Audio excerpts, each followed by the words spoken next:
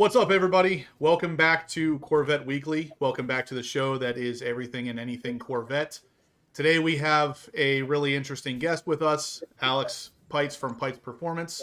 We're going to be talking to him in a second about everything that you could possibly want to know about these new tunes that are now available from hptuners for the Z06 and the ZR1. So if you guys have questions, this is the day that you want to load them up because Alex is a wealth of knowledge, of course, and he's taken time out of his very busy schedule to be here to talk to us. So utilize him while he's here because I know you guys have questions. I've gotten a bunch of questions from you. I've answered what I can, but he's going to answer all of the really technical stuff that I'm sure you guys have. So before we get too much into that, though, I am going to bring on the man, the myth, the legend, Joler, and he's going to talk to us a little bit about the HPO Vet Exchange and what's going on there. So, Joe, you want to go ahead and take it away? Sure. Hey, Justin. Hey, everybody. Happy Monday night. Wanted to share with you some really terrific deals we have at the moment across 6 different colors, 2024s, 25s, and brand new 26s. So let's kick off on the pre-owned front real quick. Silver Flare, 2024 2LT, 30,000 off sticker with 10,000 miles. So a sweet build there.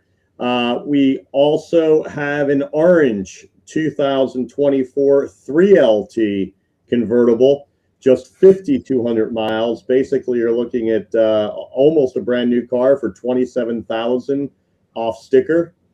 Then we have on the new car 26 front a Z06 2LZ in Roswell green. That's 13,000 off sticker. And then also a brand new 2026 Riptide Blue Coupe, 9,700 off. And then a new one this week that we've added is the quintessential torch red black interior. This one's a 1LT, but you can save yourself about $8,000 off sticker for a brand new car. And then last but not least, we still do have one 2025 brand new 3LZ Red Mist convertible at 18,000 off sticker for literally brand new car, 0 miles. If any of these don't light you up, certainly email us at hpvetexchange@gmail.com and we can hook you up with others and or get you into a brand new 26 that you can actually build at good discounts off MSRP. So that's it for this week, and I look forward to the upcoming guest as well and all the tune information that he's going to share with all of you. So back to you, Justin. Awesome. Thanks, Joe. As usual, guys, Joe's dropping the HPO Vet Exchange information on us. Again, the email's in the chat here, hpvetexchange@gmail.com. If you guys have anything in mind that you're looking for, or if any of the ones we just talked about are on the website that you like, feel free to email us. We'll make sure you are connected to the right people and you get the best deal possible. So without further ado, guys, this is Alex here on the screen to my right. This is Alex. He obviously is the owner / operator, I guess, at Peitz Performance. He is the tuner that I decided to go with my tune on my Z06 as well, because, well, you're going to find out very soon, but he is a wealth of knowledge. He really is knowledgeable about these cars. He knows exactly what's going on, and he's built some pretty impressive vehicles to this point. So now with this tune being out, I knew he was the guy to go with, especially since he's extremely customer service oriented. He was really quick to answer questions. These are all really good things whenever it comes to having your car custom tuned. So we are a little bit early tonight. I wanted to get on here as early as possible because Alex is a busy guy. He has things to do. I wanted to get all the information possible from him before he has to jump off of here. So, Alex, thank you for taking the time out of your day and coming on here to talk to us a little bit. Really appreciate that. Yeah, no problem. Happy to be here. All right, so let's just start with, let me see if I'm going to scroll up and grab the first question here. Yep. Okay, so let's start at the very top. I know this question's going to come up a bunch, so I'm just with one single word answer. Alex, tell me, is this going to void the OEM GM powertrain warranty? Yes, sir. Okay, there we go, guys. So we already knew that. I wanted you to just hear it from the man himself. This is going to void your warranty. So I'd rather not hear this 300,000 times. I've already gotten it a bunch. It is going to void your warranty. Now, if your front strut goes bad, that's still going to be covered. Powertrain warranty will be gone, though. So as long as we're on the same page here. Brandon's Garage. Thanks for tuning in, Brandon. He says, how can we safely, it sounds like how high can we safely rev the Z06?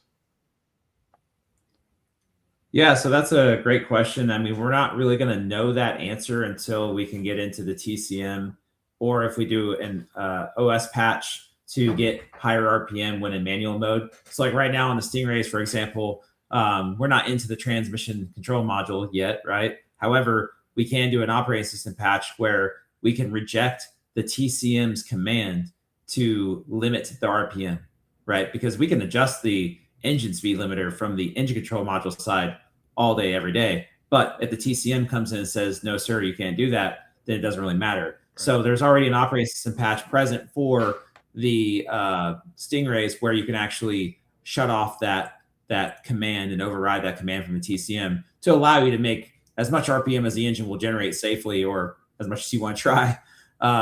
Well, to a certain hard-coded limit, which on the Stingrays, I want to say is about 8,250 RPM. Obviously, that number is going to be a lot higher on this, you would think. So until we have that OS patch, you're not going to be able to see or test how high we can go with RPM. And also, you know, there's a lot of other factors that come into play with that as well when you start testing those kind of things. What's the factory fuel system limit on E85? We really don't know yet. I mean, on full E85, I had no issues. Rail pressure was still 4,000 PSI. I believe it's commanding, actually, well, it depends because ZR1's a little bit different than the Z06. Let me see here. Go back to my commanded rail pressure here.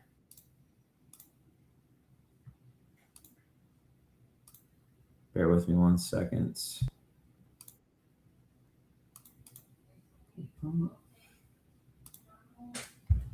Guys, while he's looking for that answer, if you could please smash the thumbs up button.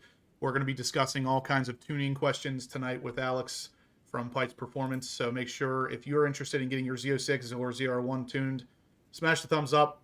We're trying to do a Q&A session here just to make sure you guys are all as well educated as possible on this before making a decision that, you know, is, somewhat substantial, especially if it's going to void your warranty. Yeah, so it looks like, we're commanding about 5,000 PSI. And on this particular log I have, this is before we added, because we were doing a lot of different R&D steps here. I was validating with hptuners, and there's different channels that we couldn't log at given times as we continued to progress. So the naturally aspirated Z06 was the first car that I had tuned that was E68. It was first E68 tuned, period, right, with the factory ECM. So at that time, I wasn't able to log actual rail pressure. I was able to log commanded.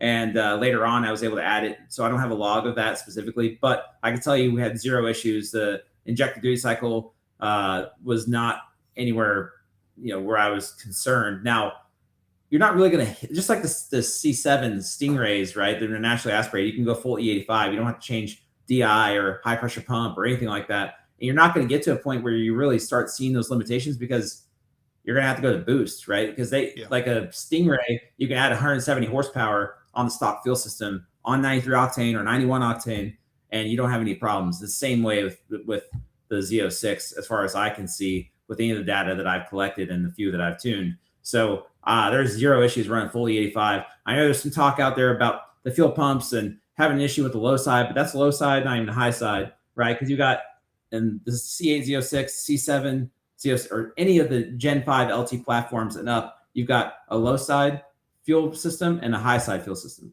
So the low side, you've got fuel pumps in tank, and that commands usually anywhere from 55 to 75 PSI, depending on the application. And that feeds to a high pressure pump. That high pressure pump then takes that low pressure, converts into a high pressure.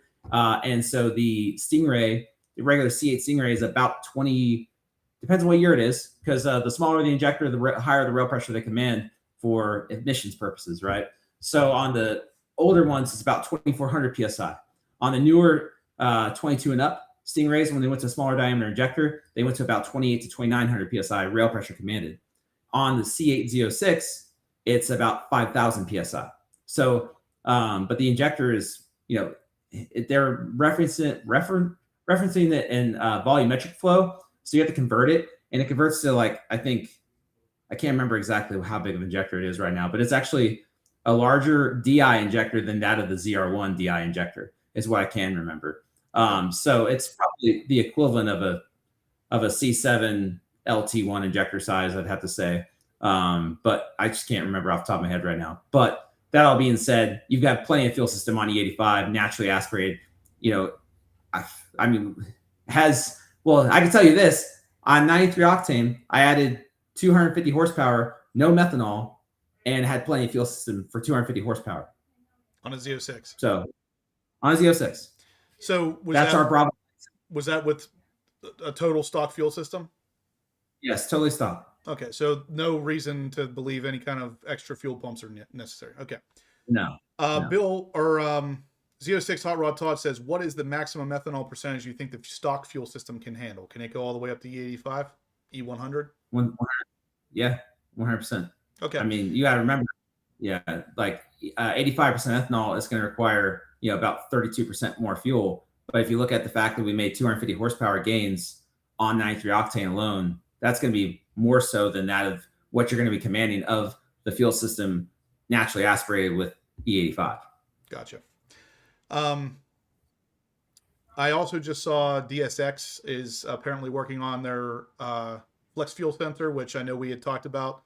That's going to allow you to kind of run between, E10, E85, whatever it is you can get locally, the system will kind of automatically adjust for. So that's really good. Have you had any experience with that on the C8 platform? I'm sure you have on the C7, but have you seen that system yet from DSX? Yeah, we've been using it on the Stingray platform for the last couple of years now, and there's been zero issues with it. Awesome. He's kind of changing the way that he deploys it now. And it's going to be basically a file that he's going to send you that you see, when we're doing tunes for guys, remote tunes, we're going to use Tune Delivery Network. That Tune Delivery Network is basically a server that allows me to upload files and you to download files, and vice versa for logs or tune files, whatever it may be. Well, he's going to use the Tune Delivery Network to supply you with a file which will change the operating system to where it will accept a physical input from an ethanol content sensor. So if you buy a flex fuel kit for me or DSX, I'm also a DSX dealer. I would also like to offer my own flex fuel at some point if I get around to it. But Dave's a great guy. I've been working with him for years. But yeah, so basically you'll get the flex fuel sensor. You will, I don't know exactly how he's going to have you either pin into the ECM or whatever the case may be.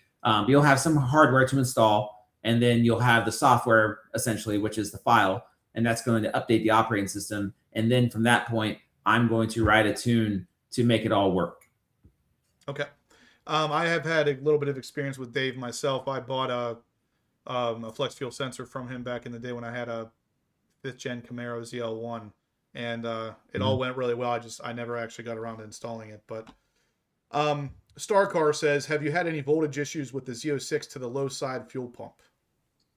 I think we kind of discussed that already, but not really. But yeah, no issues there that I could tell. I mean, I'm not logging the voltage to the pump. I don't really have a reason to unless I see rail pressure drop off or low side pressure drop off, injector duty cycle go up or leaning out. But this thing's in closed loop all the time as well. It's very intelligent, so. Yeah. So that's another question I get a lot of. Well, if it's not full flex, is that going to be a problem if I have 75% ethanol at one time and I have 60% ethanol another?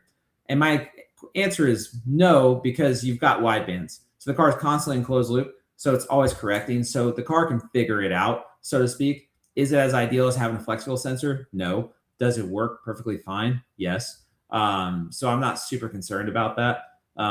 Especially as evidenced by the fact that some guys are running E40 mixes on a stock ECM and no tune and not really having a particular problem, right? So it's not going to be a problem. I wouldn't worry about that too much. I know you had said something about, because, like around here I can get E85, but in reality it probably tests closer to E70, E65-ish. And I know you had said that's not going to be a problem, kind of like what you're saying now. So EPA Emery says Peitz Performance has been the best performance shop I've dealt with. Sent my Stingray from Florida to him for a complete build. Super responsive and clear communication. Thanks, Alex. So just another reason as to why I'm having him on here, guys. You guys know already that if I bring a product to you, I'm already sold on it. I've already done the research on it. I've already done the testing on it. I've been in communication with Alex since my text messages said July of 2024. So we're coming up on 2 years that I've been talking with Alex, and it's been every time I message him about anything, it's a clear, concise answer, and it's usually pretty quick. So I feel good about our relationship moving forward here. He's obviously going to be the one that's going to be doing a remote tune for me, and that might be a good question to answer too, Alex. For the people who can't get to you physically, what is the remote tune process?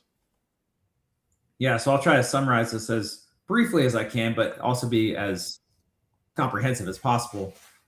So step one, give us a shout, email us, sales@Peitz or call us at our number you can find online. Give us a shout, and we will get you quoted. And we'll just need all of your modifications. So have your modifications ready and let us know what your intentions are, and also what your overall goals for the vehicle are, not only necessarily now, but later, so we can prepare you for the future as well, if that may be needed. And then we'll get you a quote, and then we'll send you a subsequent invoice if everything looks good. Now, in that quoting procedure, in that process, you'll have a decision to make whether you want to buy an RTD4 or an MPVI4. So MPVI stands for Multi-Protocol Vehicle Interface, and RTD4 is Remote Tuning Device. So the RTD is basically a flash and logging device, whereas the MPVI4 is hptuners full tuning hardware, the same thing that I use, that everybody else is going to use, that any tuning shop is going to use. So the MPVI4 would allow you, if you deem so necessary, to read a file out of your vehicle. Now, granted, with hptuners, with the C8, any of the C8s, when you read a file, it's just looking at whatever operating system is in there and then generating a stock file. So you're not actually able to read the actual tune that came out of your car at that time. So it's important to note, right? And there'll be questions. There's going to be questions about that now that I said that, but just putting that out there, okay? And so the MPVI4 would allow you to open a file, modify it, flash it to the car with the laptop software, VCM suite, which includes VCM editor, is for flashing, and VCM scanner, which is for scanning and logging, right? In this case, that may be nice in certain situations, but you can use, if you're not a guy that's going to be tuning your own car, you don't necessarily need it. However, I will say this: if you want to take the car to get tuned by somebody else, and that somebody else does not have a TDN account where they can upload files to a tune delivery network, then you would need to have the MPVI4 unless you want to buy more credits. I always recommend everybody, even if you bring your car to me at our shop, for you to buy your own hptuners device, because it's 10 credits and those credits stay with the device. So as long as you have the same device in the same car and credits on it, you should never have to buy credits again. So if I use my device, then let's say you move across the country, well, you're going to need to buy another device and buy a device and buy 10 more credits. So you're saving yourself in the long run and giving me the ability, helping me help you, because you have your own device. So in 95% of the cases with a lot of guys out there, you'll probably just need the RTD. The MPVI4 isn't necessarily needed, because you can also still download and install VCM Suite on your Windows-based laptop. I wouldn't recommend a Mac. If you have Boot Camp, it can kind of work, but it's a little right? So I would recommend definitely still downloading VCM Suite, because you can still use the VCM scanner even with the RTD4. And that's cool stuff you can do there. Like, let's say you go to a track, I can set up a configuration file and load it into your RTD4, and you can plug it in before you go. Like, say you're in the paddock or you're on grid and you want to start, for road racing, you want to start the log, you hit the button on the MPVI4 and it will start the logging, and it will log your entire track session. You can come off, hit that button, and then it stores that log data on the RTD or the MPVI4, right? So the MPVI4 can do everything. The RTD4 can do not everything besides flashing the car via the VCM editor on your laptop. Cool. So sorry, go ahead. Mod to Fame, what's up, man? He says, what is the power limit of the stock clutches for the Z06 with and without your clutch controller? Yeah, so I can touch more on the rest of the process later. So I started to ramble on, but I just want to give you as much information as possible. But to answer the question on the clutch, so interestingly enough, you guys may not realize this, but the ZR1 and Z06 share the same clutches. Okay. The big difference is, and same exact part number, I looked it up through GM's database.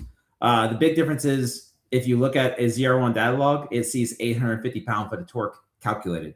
On a Z06, it's like 450 to 500 pound-feet of torque calculated. So the higher the calculated torque, the more clutch pressure you're going to get, for one, right? Two, of course, the ZR1 is going to have some calibration updates to the TCM. So there are going to be some differences in the tune, I'm sure. But it is the same physical clutches. So theoretically, we could get the calculated torque up high enough to where it could be close to that of what a ZR1 can hold, but you're still probably at somewhat of a disadvantage because the ZR1 does have, I'm sure, different calibration adjustments for the ZR1 specifically, right? So that's an interesting bit of information there for you. But regardless, with the stock clutches and the clutch pressure controller, to this point, prior to this situation where we could actually tune the ECM and adjust the torque model, it was about 195 horsepower gain. If you're talking on a Mustang dyno, so even more, like, let's say it's going to be 240 horsepower gain on a dyno jet because the percentages, right, and how that works.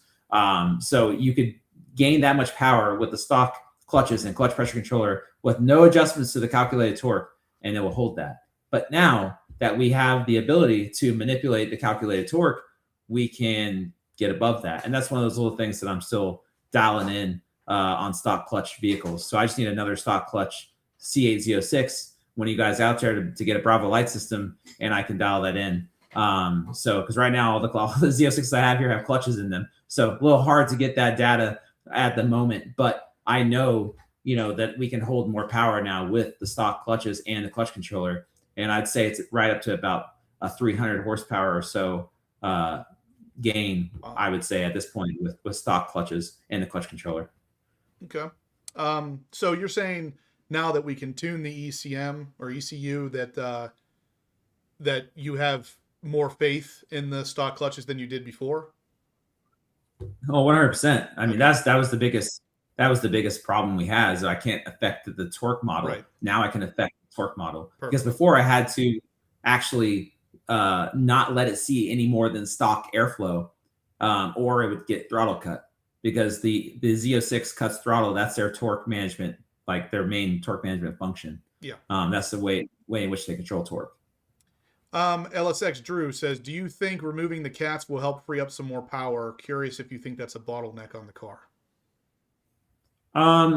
If it was going to be on any car, it would be this car, just given the nature, high compression, high revving, smaller cubic inch engine, right? However, I have not tested back to back per se. However, what I can tell you, I've had cars that came into my shop with long tube headers, high flow cats, which would flow just as well almost as no cats. If it's a Jesse Gen 5 core, it's 5-inch diameter.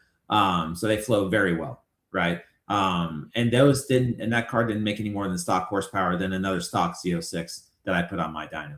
So I really don't think removing the cats is a great idea from any standpoint, whether it be EPA compliance for one, and two, just the smell, and it's going to be pretty rowdy. If you like a really loud car, you probably will like it for a while, but you may not like it forever. Okay. Good stuff. KP says, turbocharging a Z06 C8. What's the difficulty level of that?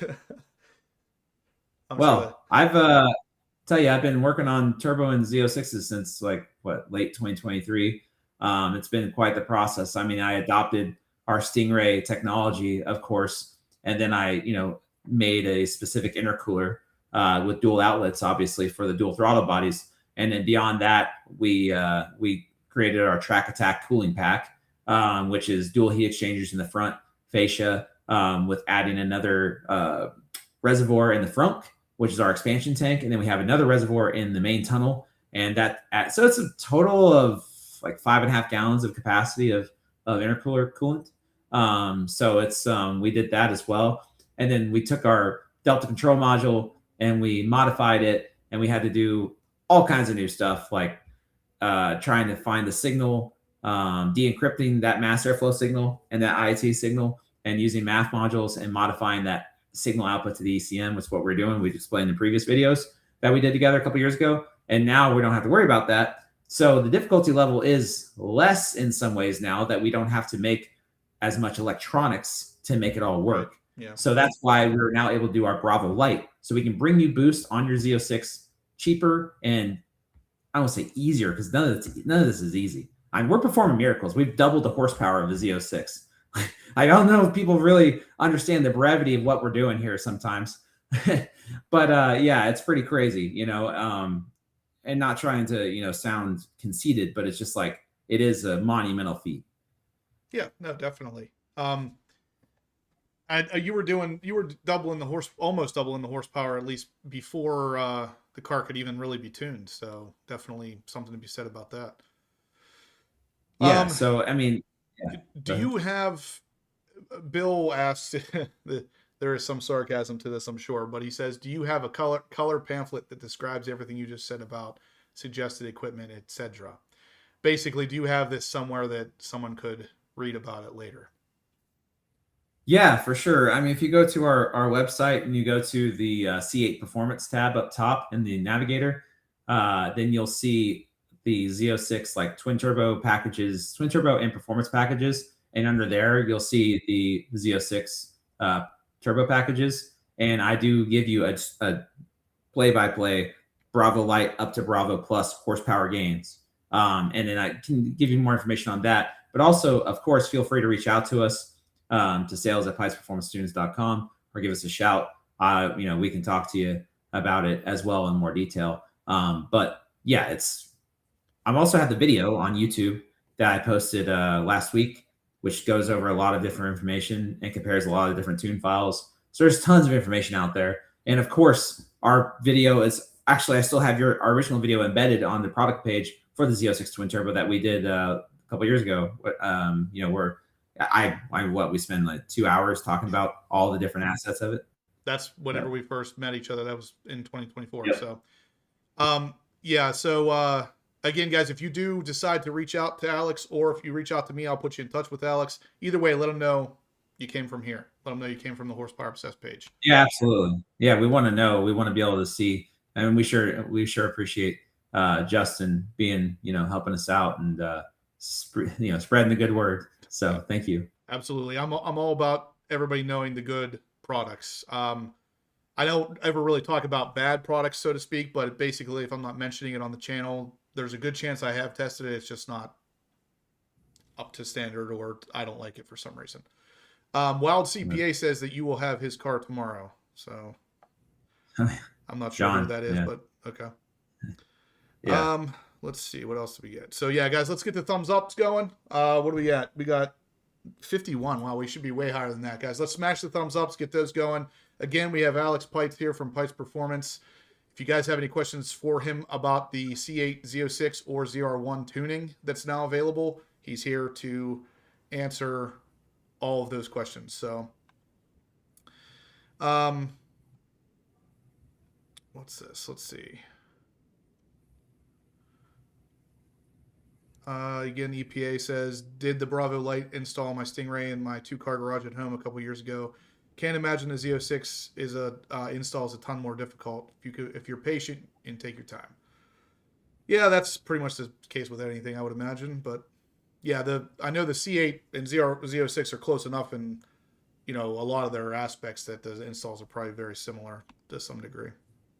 Yeah, I mean, so as far as the installation, I mean, the stuff fits very well. Like, we've made it, I guess the research and development was the very hard part, to make it as easy as we can installation wise. But it's definitely a little more extensive than, you know, the Stingray kit in that the Track Attack cooling pack. So you do have to take out the front fascia or front bumper, whatever you want to call it, add the 2 front radiators, and run some more lines and things, and also the boost controller. But if you do a Bravo Lite, now we can just do spring-based wastegate control. So that is going to simplify it. So you don't have to have the direct port methanol injection. You don't have to have the boost controller now with the Bravo Lite. So that is going to be substantially easier.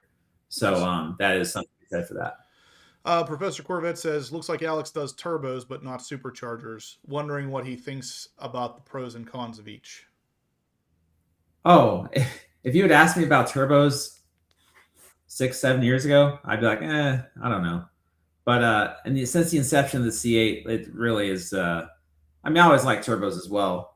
We had a C6 road race car, time attack car that we first started going down the turbo rabbit hole.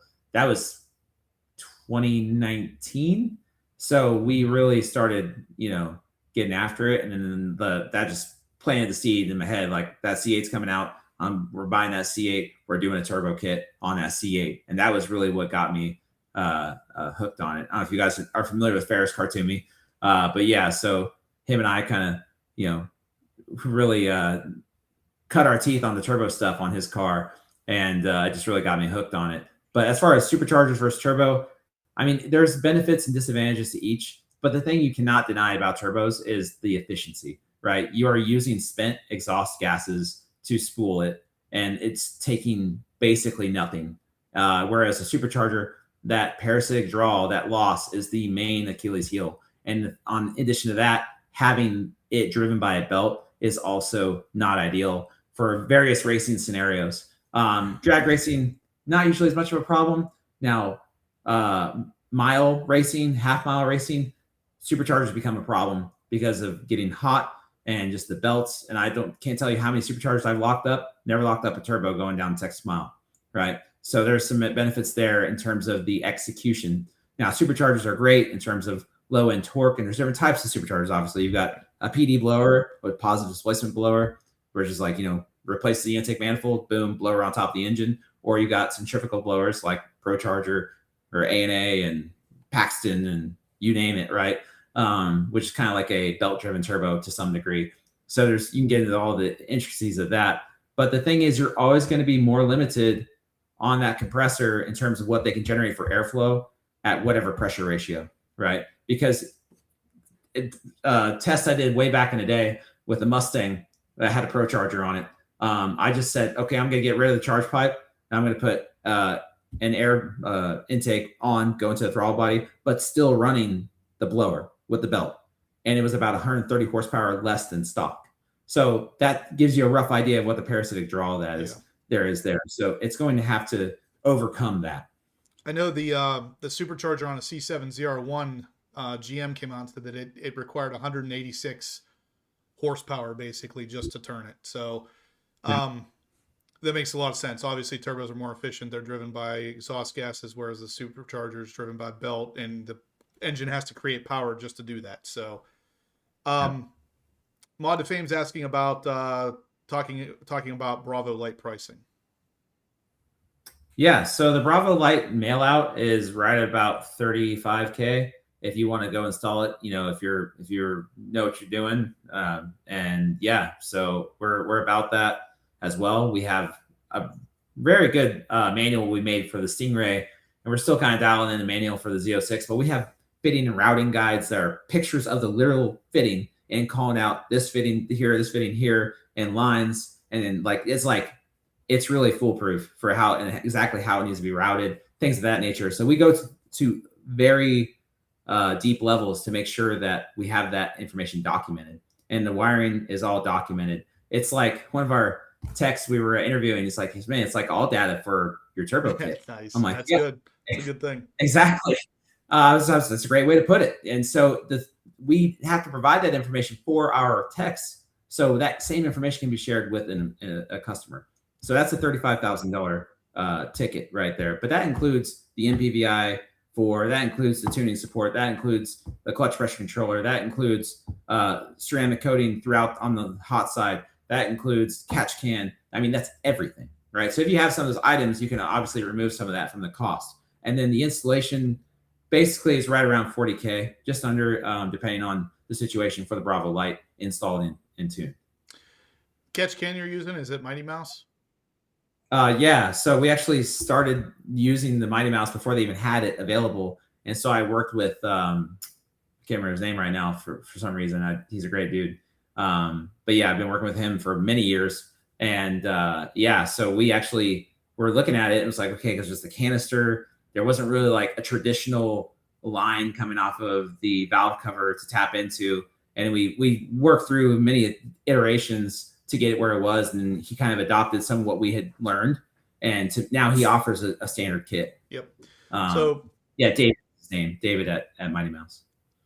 We've talked about it on the channel before. I installed one maybe a month or so ago on my Z06 and noted whenever I removed my intake or the intake plenum, basically when I swapped it out with a painted one, that there was a lot of oil in it. And that's only 3,500 miles. So I've said for a while now, actually for pretty much as long as I've been driving cars, that catch cans are something you should be using if you want to, you know, extend the life of the engine. But there's a lot of people out there like, oh no, you don't need them, you don't blah blah blah. Obviously you do need them. If it's part of your kit, I would imagine you believe you need them too. So yeah, you can never go wrong with a catch can, for sure. Brandon asks, any word on camshafts / heads / drop-in pistons for more compression racing situations now with the ECM unlocked? Camshafts are a definite possibility. I've already talked to Brian Tooley about that. Him and I speak here and there about various things. And he thinks there's really not much left on the table there, to be honest with you. I mean, this is a race engine. Yeah. This, as you guys know, right? I mean, it's pretty rowdy, honestly.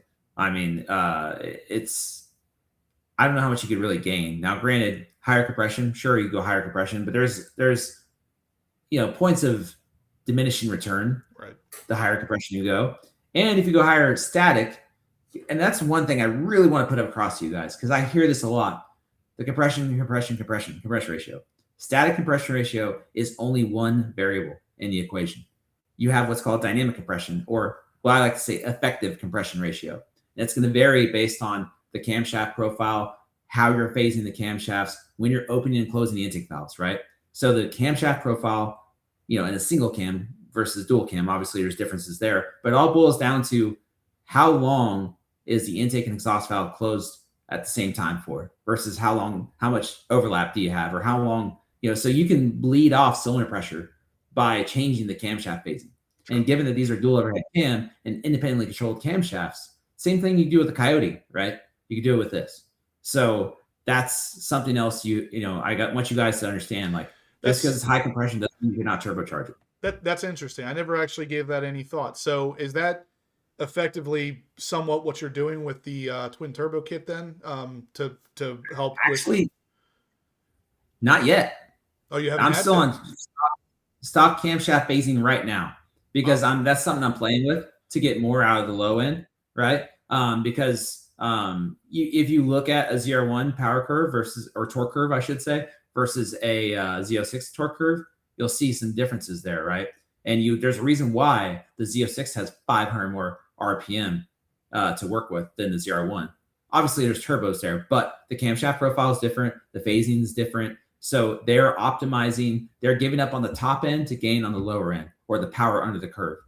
Whereas the Z06 makes a lot more power, like if you're going to pound for pound wise, effectively more so at the higher RPM range. Right. And that could be easier to drive. So in some racing scenarios, it might be more, you know, beneficial to keep less torque down low, right, and keep the top end power, yep, right, depending on the situation. Todd asks, what is the realistic gain from a 93 octane tune with intake, 91 millimeter throttle body, headers, high flow cats, and exhaust? So we have tested, and I'm about to drop this video. I was trying to drop it before this, but I just didn't have a chance yet. I have a video where I've gone from stock to 93 to E85 all in stock intake, and then even Cherry with 93 and E85. So in this video, excuse me, this screen I have here, I don't know if you guys can see this, but I have a comparison. This is a baseline pull on my Mustang dyno. Okay, so a Mustang dyno has evidence by my latest video, the ZR1 read, it was like 18% lower than what the ZR1 made on the dyno jet, not changing the tune or anything, right? So just so you guys know, like a stock C8 Z06 makes anywhere from 590 to 600 on the dyno jet, right? Well, they make anywhere from 515 to 530 on my dyno, okay? So, and this is why I give you guys more information so you can draw your own conclusions. I tell you the correct numbers. I tell you uncorrect numbers. I'm telling you Mustang dyno numbers. I'm telling you Dynojet standard correction numbers. So you can just see the difference in the dynos, right? And I have shown that, proven it, same day, same car, different dyno on the ZR1 on that video that I posted on the YouTube. But for this, you can see this is a stock baseline number, 518 horsepower, 352 pound-feet of torque is run 1. So this vertical, this column, that's run 1. That's your baseline. This is the best number we got out of just an Venturi on E85, 561 horsepower, 395 pound-feet of torque. So roughly like a 9% gain. So if you take that, to a if you're going to be on a Dynojet, right? So let me see here. Pull up my calculator. So a Dynojet, if you're at 590 stock, will be a little conservative. Multiply that by 1.09. That'd be like 643, right? On a Dynojet. That's pretty healthy. Right. So that's, yeah, for sure. So this is just an intake, an E85. Yeah. By far, the most bang for the buck mod is just doing E85 because we picked up like 35 horsepower, which I could show you that real quick here. Do you think that 35 could go up whenever flex fuel is available as well? No, it'll be the same. Okay. Because I've got enough time in here to compensate for it. It's just going to be easier in terms of what the driver doesn't have to do. You're not going to have to change the tune, right? But yeah, so here's stock versus E85 only with no intake, nothing else. The car had a catback both runs, but this didn't really, the catback didn't really make any difference, and it doesn't. So from what I've seen, I hope I could be proven wrong one day by somebody's exhaust, but I have not seen it yet. Keeping all things equal. So yeah, so went from 518 to 552, 352 torque to 385 torque, just doing E85. So if you have a bone stock Z06 right now and you get a tune, slap some E85 in there, let's rock and roll. Like, I mean, it's going to feel way better just with that in and of itself. Yeah. And me being able to adjust, desired throttle angles and other things of that nature and make it feel just come more alive. Right now, the Venturi, go ahead. One other thing I wanted to ask really quick was, as far as the improvements, like you said, 35 horsepower on just E85, is that at the very peak 35 horsepower? So are you seeing anything different throughout the curve? No, really, it's about the same. Like, actually, we see more torque and horsepower gains at 4,700 RPM. So if you look at this graph right here, I probably can't see my you can see my mouse on there. See it. So 4,800 RPM, what was it? That's what, 295, 300 horsepower. Now in this on E85, we're at 345. So I mean, so even a little bit of a bump there. Yeah, for sure. And that's the thing. Like when you see a lot of these companies, they're going to probably show you power under the curve gains because there is something to be said for that, right? Peak to peak is one thing. Okay. But I'm just trying to, not seem like I'm overestimating, right? So in some spots of the curve, you could see, much more gains than that. Like, was it 70 horsepower or something like that? Yeah. But yeah, so that's substantial. And that's in the part of the poll where you're going to want to see those gains. And that's where really we're going to feel it, because how often do we go all the way to 8,500 RPM? I mean, some of you guys probably do it every day, but otherwise maybe not, All right. So, interesting question here. This question is always kind of a loaded question. I'll throw it at you first and see what you think, but this isn't even exactly your specialty necessarily, but I've gotten this question before. Jason asks, will the catch can void warranty? I don't see how it could, really. And this boils down, my questions like this always boils down to your relationship with your service writer. That's exactly what I said. Because I mean, I've got service writers that have replaced all kinds of stuff with turbos hanging on the back of it, right? Now, granted, it depends on the situation, right? But it's so situational. And I mean, I've always kind of said, will it void a warranty? Probably not, but it does depend on your relationship with your dealership. But worst case scenario, you don't have a relationship with your dealership. take it off before you go in. It's not even that hard to do. Yeah. It's literally 2 clips, bam, bam, put the stock pipe or tube back on and do that. So I hate to have to say that because that sounds a little, but at the same time, it's unlikely that it would cause a problem unless you have somebody who's already kind of like out to get you. So obviously, Alex, you use the Mighty Mouse catch can. I'm assuming on your turbo build, are you using one that's vented or? So we're just using the standard. On our turbo builds, we actually don't use the vent. We use a recirculating top, and we have that recirculating top go to the inlets of the turbos or the filters of the turbos. Yeah. Because on the turbos, you have a vacuum that's generated pre-turbo or pre-compressor, if you will. And we use that vacuum to help draw vacuum on the crankcase, in addition to, everything else that's happening with the dry sump and everything. Gotcha. So we do make that adjustment on the turbo cars. Whereas on the standard naturally aspirated car, I would just do the vent. So the 95% of your catch cans from Mighty Mouse are going to have a little flapper, right? And under vacuum, that flapper is going to be shut, so you're not going to have any, obviously leaks going into your intake manifold. And then under wide open throttle, where there's no more pressure, it usually will relieve that, and that flap will go up, and then you'll vent out the crankcase pressure. Yep, mine's vented. I was curious if you vented it just because it was forced induction, but that makes sense. You can. 10 seconds Z06. Dan says that he redlines every shift. So you were right. There is somebody out there that will say that. To be honest with you, whenever I drive the Z06, I'm pretty close to redline on every shift too, because that's where it sounds the best. So yeah, they're intoxicating sound for sure. And the ZR1 does not do that engine justice in terms of the sound. You cannot beat that Z06. You all know.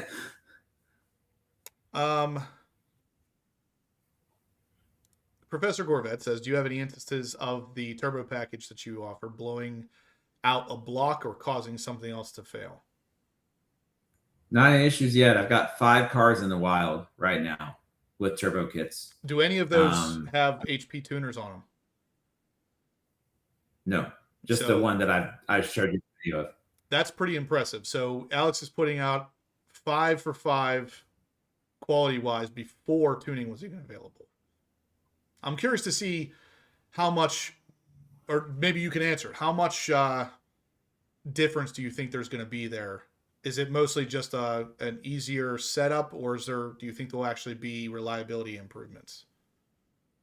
So there's going to be some things like the diagnostic aspect is the biggest improvement you're going to see. Because while I painstakingly went through so many iterations of all the electronics to make sure I got rid of all the codes, I was getting one code from the mass airflow sensor B, like circuit range performance, like no matter what I did, right?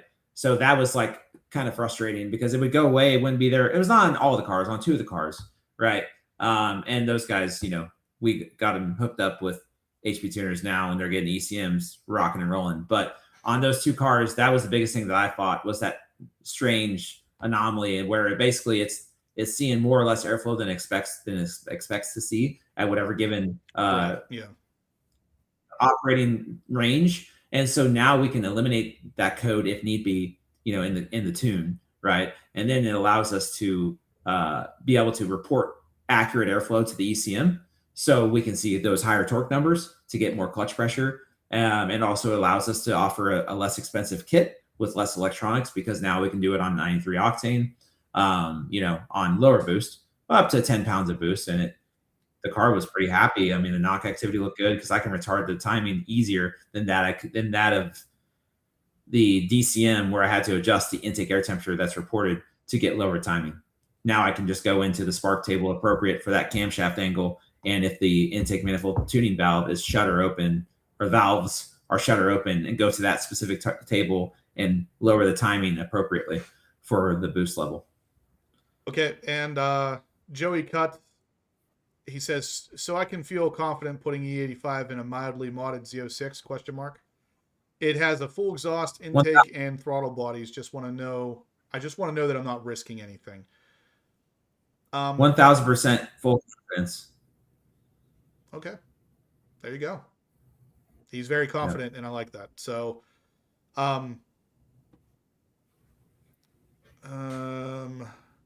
Mike asks, is a cat delete tune risky? I want to delete cats on Z06, but I don't want any problems. Yeah, I can't help you with the cat delete tunes. I really have to be in compliance on that. Yeah, so guys, the video I made talking about how I was going to delete my cats, I'm not. I'm actually keeping the high flow cats on there. So yeah, so if you look at the data, like the data will show you it's not benefiting you. It's only giving you a smelly car interior and not really any performance gains, and it's just a lot louder. The Jesse Gen 5 cats that we use, so we're making full on downpipes for the ZR1. They're gonna be fantastic, like really gonna be trick pieces. Once I put those pictures out, you'll see them. But we also have Z06/Stingray. It's the same part number too. Newsflash for you guys, right? If you look up the cats for a Stingray, it's the same part number for a Z06.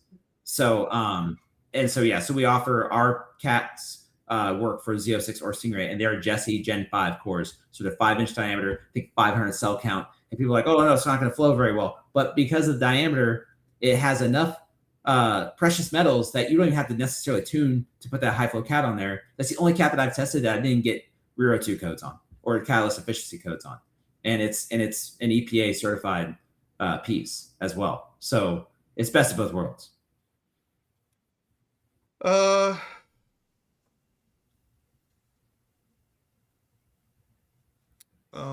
Let me see. I did see another question come in here. All right, so Dan asked, short of induction, what mod should I do next? I currently have solar throttle controller, 91 millimeter throttle bodies, and an Eventuri intake on my Z06. Would you recommend tuning for him? Absolutely, E85. I mean, if you have it available, I would do E85 all day, every day. And again, guys, if any of you want to contact Alex or myself, I'll put you in touch with him. Just mention to him that you saw, all this here on the HPO channel, so he knows to basically where it came from, but also that he's not wasting his time here. So for sure, yeah, the marketing efforts, it's always nice to know, like, what am I doing so I can be better, get better reach out there, So yeah. All right, Alex, I know you might have somewhere to go, and if you do, feel free to just kind of jump off here, but I got about probably 5 more minutes. Okay. And I'll be good. Do you have anything that you could show us for a ZR1 as far as the tune goes, as far as like before and after a tune, and maybe anything you did in between mods wise? Yeah. So the Haltech intake was magical, and I would not even just lie about that. I'm very impressed with the Haltech intake on the ZR1, and I'm going to do some back-to-back testing with Eventuri versus Haltech on the Z06 very soon. That's gonna be a separate video.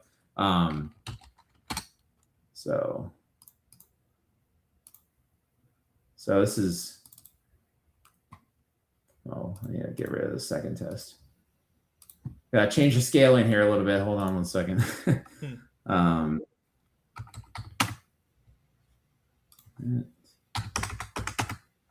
Now, this is the first baseline I had done on the ZR1.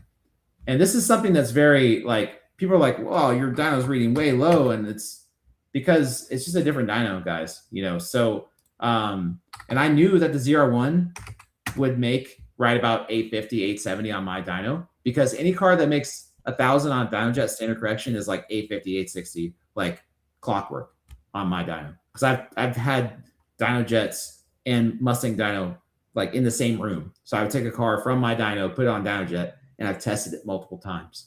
And that's why I posted that first video when I did the baseline of the ZR1. And I was like, everybody thinks that the ZR1 is making more power than 1064, but it's not. Because if you calculate it back from here, factoring my same differential that I have, and not power loss. That's another thing people keep on thinking that I'm saying you're 20% power loss. I'm not. I'm just simply using a differential based off of data that I've collected, right? So a Stingray stock makes 385 to 390 horsepower on my dyno. And so if you divide that by 0.83, about 17%, you'll get right at 495 horsepower, give or take. So same thing here, right? This baseline, 851. So if you divide that by 0.83, it gets you right at 1,069 horsepower at the crank when factored from my dyno. So, but we've never had a car that made enough power from the factory to illustrate how different the Dyno Jet will read versus a Mustang dyno. And people thought it's underrated from the factory. I know I said overrated in my video. I meant underrated, but you know what I'm saying. So that is my point. I want to drive home to you guys. This dyno, this is accurate because I can show you my next baseline, how much power it lost, right? This might be interesting for some of you. So the second baseline, it was still pretty cool. I mean, we lost what, 40 horsepower, right? Almost like 38, 35, whatever, all in the top end. And that's just from a little more heat, right?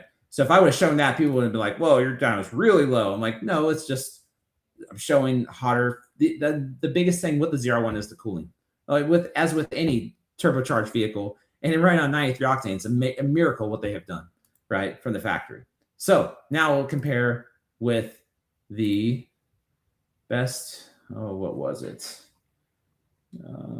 I did a lot of runs, as you can tell here. With Haltech. Yeah, so this was 93 where I was commanding a lot of boost, right? So this is about 250 kPa or so. I had a peak of like 260 kPa, and I have a video, this on my video, but that's about like 23, 24 pounds of boost. So the more boost I commanded, yeah, I made more torque. Look at these torque gains, phenomenal torque gains, phenomenal horsepower gains. But on the top end, it was just fighting octane. And people are saying it's a torque limiter from the transmission. I know it's not, because we found that table. My buddy at hptuners found that table, Eric, and he added it. It's a function monitoring table is what it's called. So you have torque-based limitations. So you got function monitoring on the Z06, or excuse me, the ZR1. But there's function monitoring as well in the Z06. So there's redundancies in the ECM. And we had the one set of torque tables, but we didn't have the other set of torque limitations. We didn't have the other set of torque limitations. So you had to adjust both of those to actually get around that. So that was not the problem. We had a turbo speed limiter that we were hitting. And so no matter what we did, it would go from 260 kPa of manifold absolute pressure, right? So that's including, barometric pressure, right? To 225 kPa by 7,400 RPM, 7,300 RPM, like clockwork.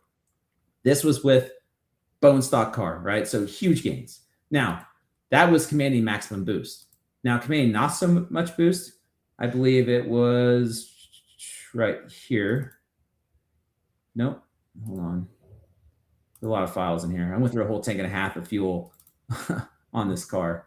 Do you think adding octane boost would help with this?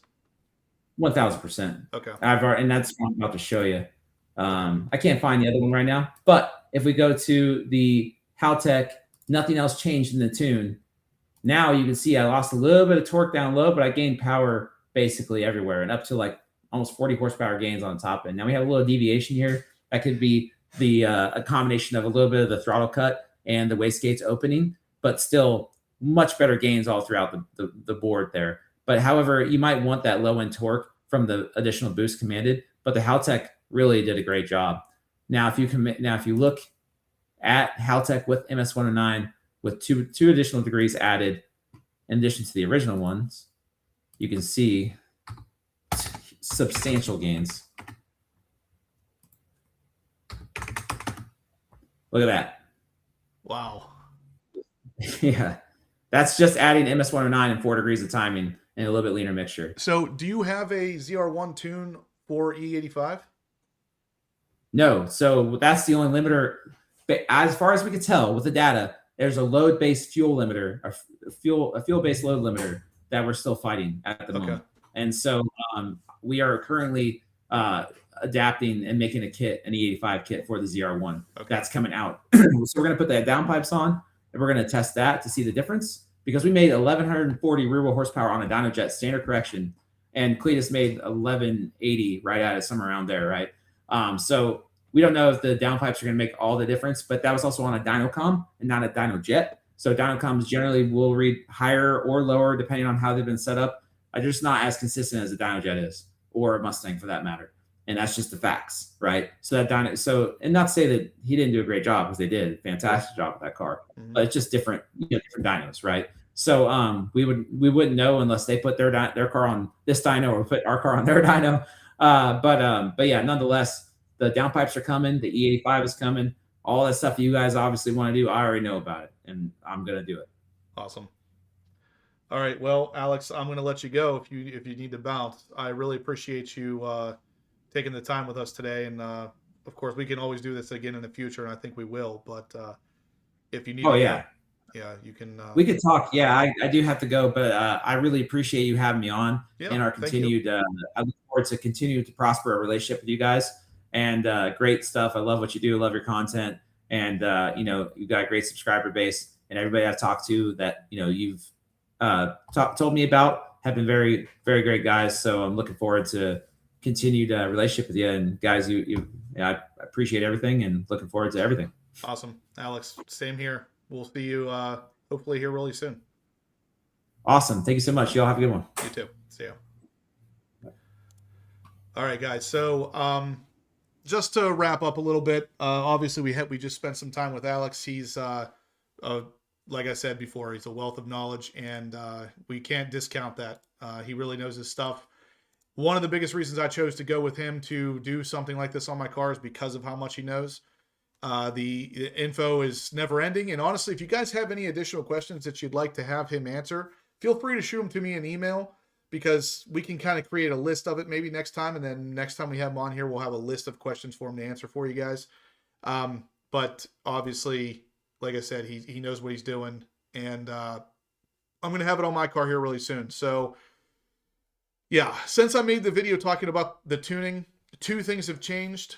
I'm probably going to use a different set of headers, and I'm going to keep the stock, or not the stock, the high flow cats instead of going catless, but he's still doing the tune otherwise. V8 Behind says, I missed it. How much extra HP on stock Z06? With an E85 tune, you're looking at roughly 50-ish horsepower.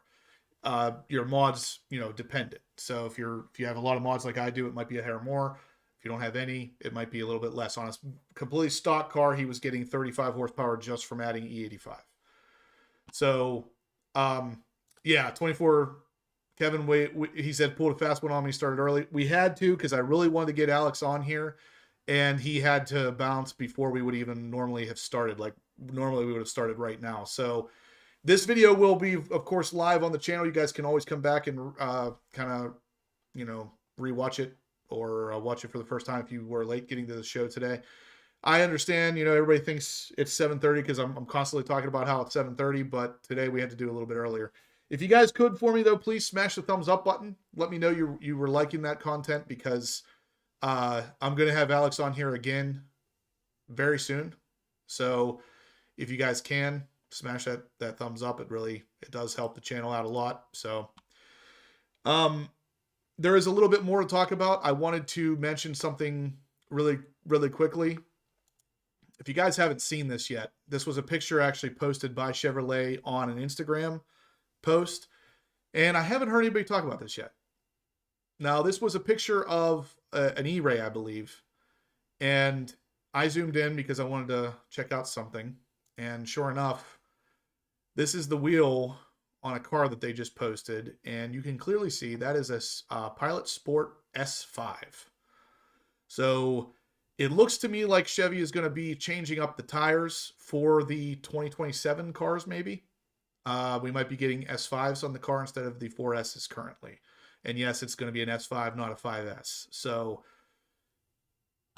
yeah, be mindful of that. You can see the ZP still on the sidewall too, meaning it is still a zero pressure tire, but something's changing. They're deciding to go with the S5s instead of the 4Ss. Either way, I'm sure it's going to be a good tire, just because these tires seem to always be pretty popular and pretty good. So, but yeah, let's see. Yeah, see, Doug says he thinks it's pretty incredible to unlock the power, but voiding your powertrain warranty is a bitter pill to swallow.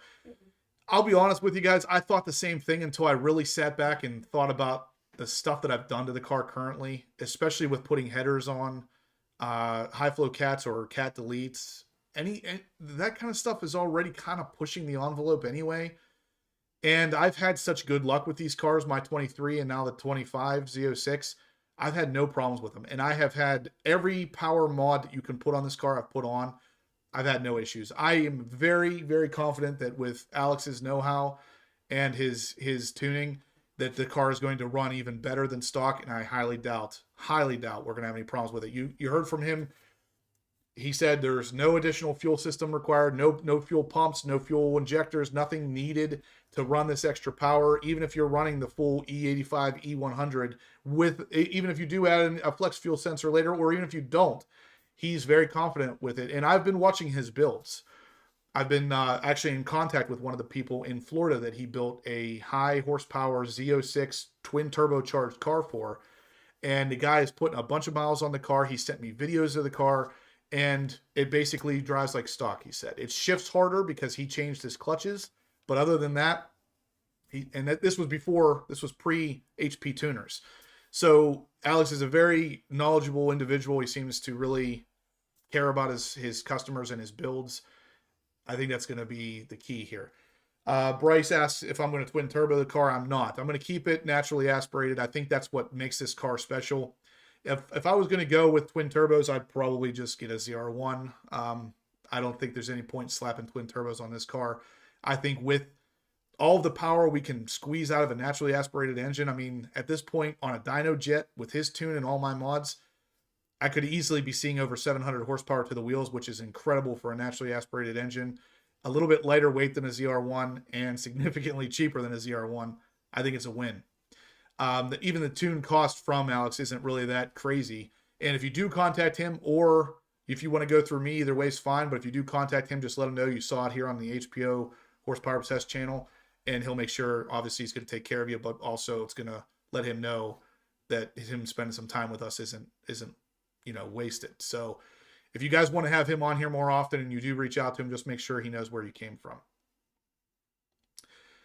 Texas Clay, I love that. And I've actually said this a couple times. Somebody actually asked me the other day on Facebook, they asked me, isn't the sound of the Z06 enough? Do you really need the extra horsepower? And then before I could even respond, he responded back and said, well, I guess your name is Horsepower Obsessed, so you probably are kind of obsessed with horsepower. So it is that for me to some degree, but I'm also very confident that the person doing the work here, in this case, Alex, that he knows enough about what he's doing that it's not going to be a problem anyway. Yeah, I'm going to avoid my warranty, but that's not an issue if I never end up needing it. You know what I mean?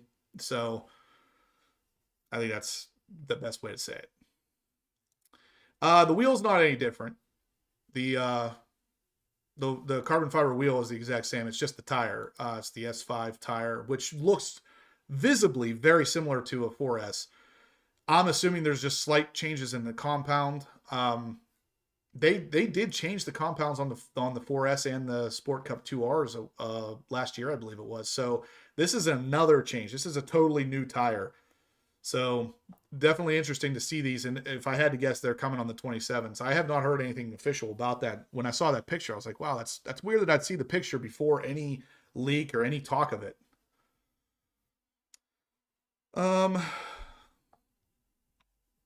Yeah, Ricky says that's the reason I still haven't tuned my E-Ray. Plus, I don't have enough mods to justify a tune. No sense of spending over $2,000 to gain 20 horsepower. I mean, with ultimately the Stingray power plant in the back, you can do a good bit to that with a tune and make some power there as well. But Professor Corvette says, what's Alex's warranty? His warranty on the tune is nothing.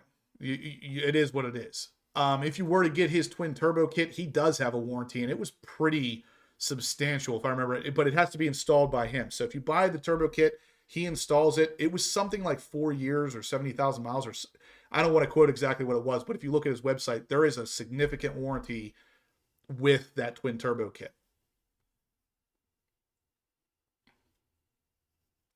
Darren says, I've never bought a car for the warranty. If that's a concern, it's not the car for me. Couldn't say it clearer than that.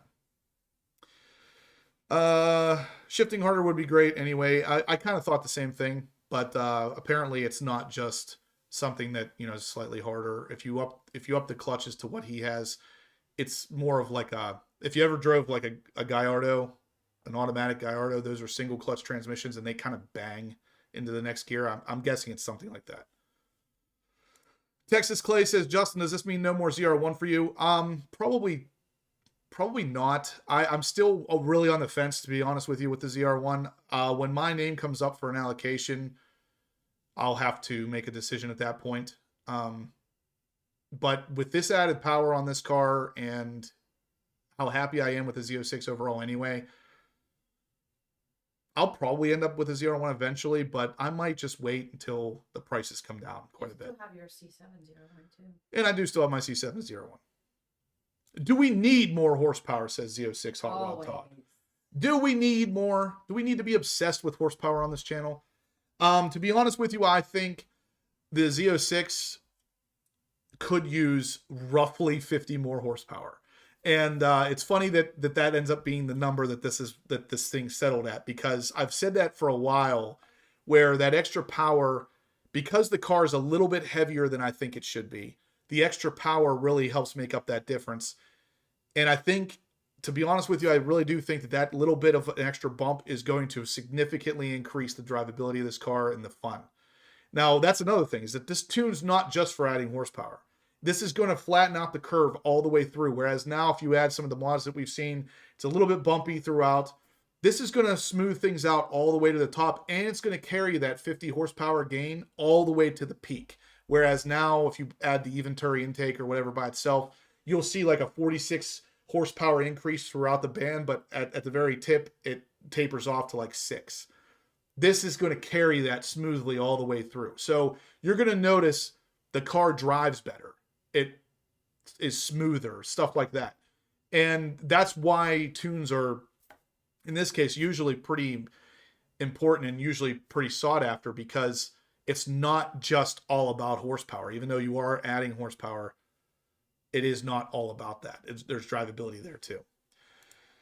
And yeah, Z06 Hot Rod Todd says Justin needs the ZR1 for content. That is also true. And that, I'll be honest with you, I think I've said this before. If I didn't do YouTube, if YouTube was not my career at this point, I would not buy a ZR1.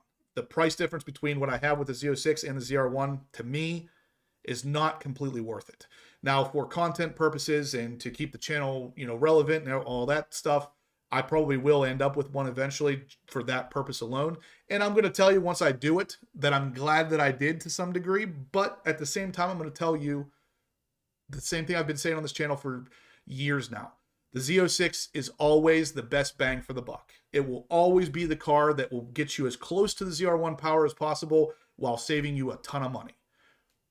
There it is. It's always the same. The Z06 is always the best bang for the buck. The ZR1 is always significantly more expensive for usually not that much more horsepower. In this case, it's a little bit more than it usually is, but at the end of the day, where are you going to use it? How often are you going to use it? Are you going to use it $100,000 more often than you do on a Z06? That's up to you.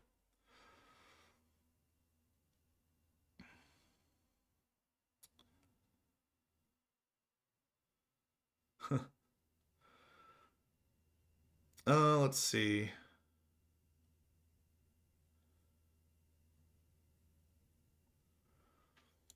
Z06 Hot Rod Todd says Amber is awesome. Most wives don't want to hear anything about horsepower. Oh, I don't care. How much horsepower does your Lyric have? She actually knows it's got 500. So, yeah. And that's the thing. Professor Corvette says the ZR1X needs more horsepower. It's going to be able to be tuned too.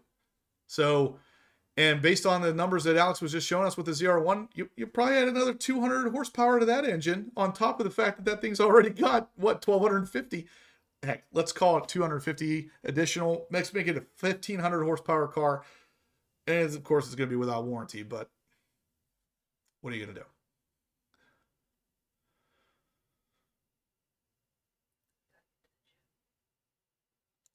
do? Yes, more horsepower. Okay, guys. Yeah, that's actually a good point, Steve. I saw the obviously there's a lot of reviews out right now, and that was one thing I had opened here to talk about it in case we dropped Alex sooner than we did. A lot of the ZR1X reviews are out there. If you guys haven't seen them yet, all the big YouTubers and publications are dropping reviews on it, and I haven't heard one negative thing yet. Now, I will tell you, I saw a video just recently of someone weighing the ZR1X, and it's almost 4,100 pounds. It is a heavy car, and that was my My main concern with that is it's possibly too heavy. But again, this is why the Z06 is always the best bang for the buck. It's also the lightest one with the wide body setup and everything. So it is what it is. But if you haven't seen any of the ZR1X reviews, definitely check them out on YouTube. It's an awesome car. It seems like it's getting really good reviews. Nobody's got anything bad to say, and that's, as a Corvette guy, that's fantastic. You can't get better news than that. But guys, I think I'm going to wrap this up. So if you liked what you saw here, if you like what we're doing with Alex and everything, make sure you guys are hitting the thumbs ups. We have 160 people watching, and we don't even have 100 thumbs ups yet. So please keep hitting that thumbs up. Let us know you're liking the content. It really helps a lot when you smash that thumbs up button, and it's free. And Thumbs up if you like horsepower. There you go. Thumbs up if you like horsepower, guys. Obviously, I do, so we're going to put up both thumbs here. Yeah, heavy cars don't corner. That's it. But anyway, guys, thumbs up. Subscribe if you haven't yet. And as always, Stay obsessed. stay obsessed. We'll